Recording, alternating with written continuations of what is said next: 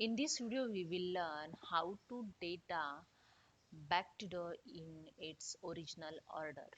It means if you sort your data in Excel sheet, you can back to it in original order by using this trick.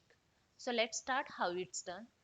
Suppose you have some data and you done some sorting by using the filter. So I select first any cell and use here the filter.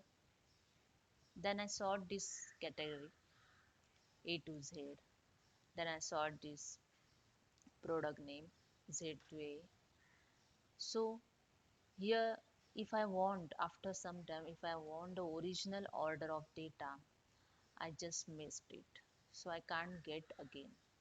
So if you can press the Control Z, your changes is removed. If you done some changes in your data, the changes will be removed. So therefore have one trick to you can easily track your data in original order. So let's start. Okay, before do your filter, add here one column and enter here series 1 2 and drag here. Okay, so I enter here full series, then use your filter. So here you can see this column also let filter.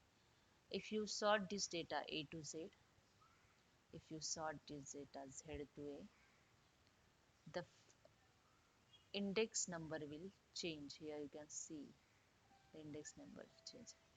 Now if you want to back to your original sorting, just sort your index column smallest to largest. That's it. Here you go. So hope you understand. If you like this, please subscribe my channel. Thank you so much.